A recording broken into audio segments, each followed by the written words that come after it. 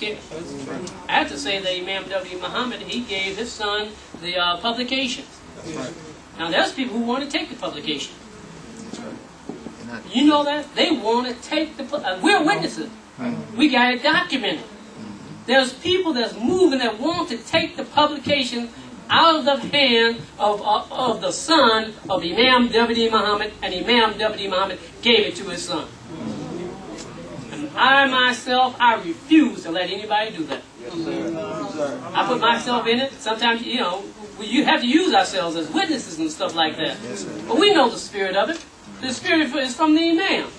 So, Wallace is the president of the Mosque here, and those of you who didn't know, the convention that we had was monumental. It was massive, and you know, everybody I've talked to said it was well organized, and they totally enjoyed themselves. We worked on it year after year, and it came to perfection. And you know, what was the title of it? Have we passed the basket? Okay. The title of it was, I forget what was the title. Community. Obligates us to establish. Obligated us to establish model community. The president representative, Mr. Martinez, came here and said that we, Imam W.D. Muhammad, point of view, in so many words, is the model community. And he said the son of Imam W.D. Muhammad is welcome into the White House, and he's welcome into the Oval Office. Now, who is in Oval Office? The President of the United States. And he also said that President Barack Obama knew Imam W.D. Muhammad, and they were friends. We just got in a conversation about a week and a half ago. There was a Pakistani brother that is very well known and very popular and very influential.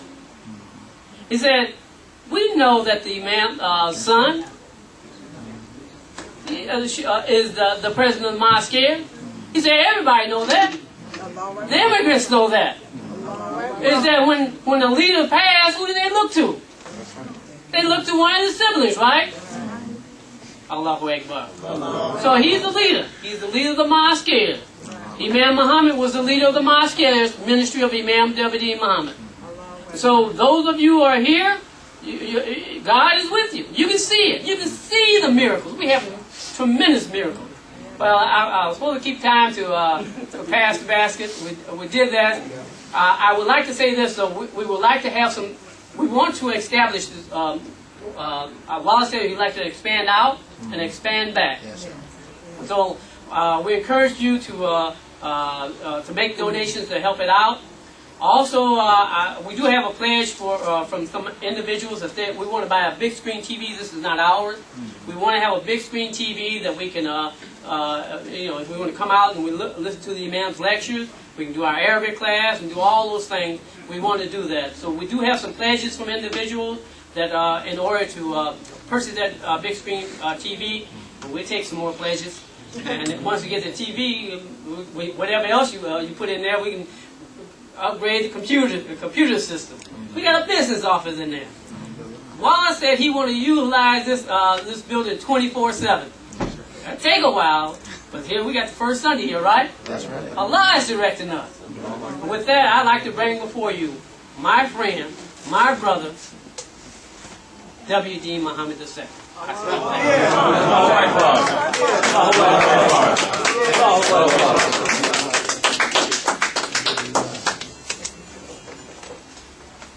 Bismillahirrahmanirrahim. Assalamu alaikum wa rahmatullahi wa barakatuh. Okay, right? Oh, yes. Yeah.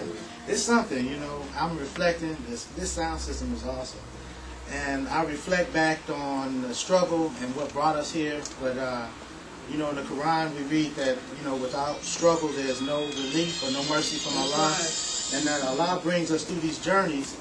And I see the struggles that we come through for many years. That Imam Muhammad that carried such a great burden that no man, no human being, or no beast you would want to see the weight that he had on his shoulders, but he carried it strong and with dignity and got us to where we are here today. So, alhamdulillah, everything is just so beautiful and so wonderful. And it's like the Imam was teaching this morning, and just so many things come to mind. I'm going to start carrying a little pen and paper with me.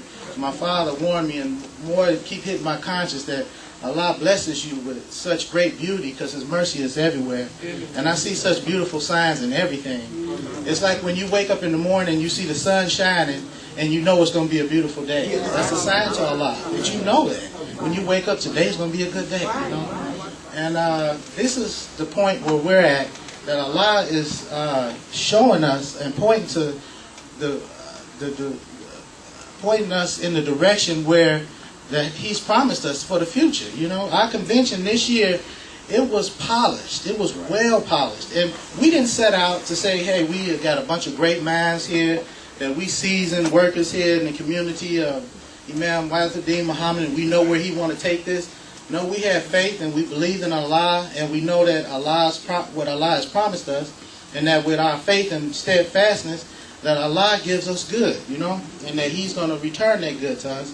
And alhamdulillah, like it was said before, I watch signs, and that's what I urge the young people. The brother was speaking about the youth. We have some beautiful young men here, and we have everything we need in the people that are here in this family, as Imam spoke about it, right here in this building today. And this is our building, this is our place. And whatever we want, we can have it. And without a doubt, I sometimes reflect and wonder, many of you may, and I want to, first, before I get too far off into this train of thought, is to thank everybody that supported the Mosque. I'm recording, I'm using my big camera out here, but to save room, because this is a small room that we're using here today, and like the Imam said, this is a large facility. And he touched on something that has stayed with me, that Imam Mohammed had brought to our attention many years ago, saying that they used to call us spooks, or refer to us as spooks. And I said this before, and Imam Mohammed, he brought to my conscience, I used to hear that, but in our culture, that we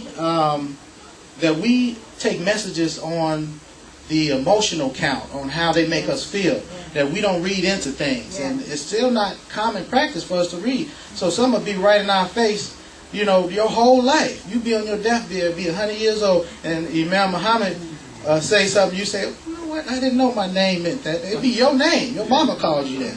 And you wouldn't even know because you never thought to investigate. So he said a spook is a spirit without a body. It's a ghost. That's what a spook is. Right. And circumstances that we come from as African Americans, that we were disconnected from the earth. That we were created anew over again for a purpose to serve as food or cattle or stock for other people's financial gain, materialism, purely materialism. But they recognized that we brought something with us that we obviously didn't lose through the course of slavery, which was a great spirit for and love for and devotion to God, or whatever we thought God might be, or we were highly spiritual people, so they refer to us as spooks. They say, y'all spirit, but no body.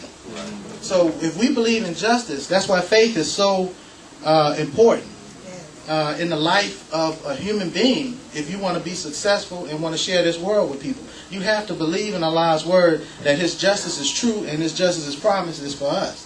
That if Allah was just, and He's a just God, then whenever we find or see injustice, then we should turn to Allah and say, when is this going to be corrected? And look for the sign that shows us that something's going to happen and some change is going to come.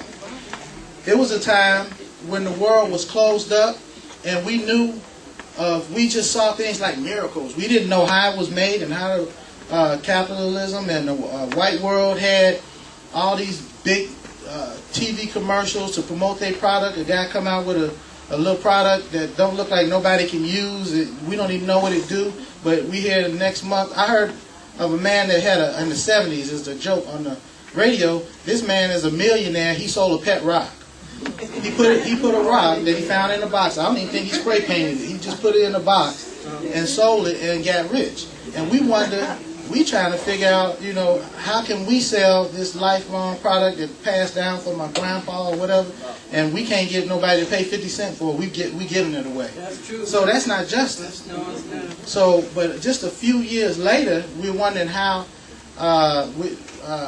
they have these commercials on television, $1 million commercials, promotion, that he may have put more money than you ever hope to see in your lifetime.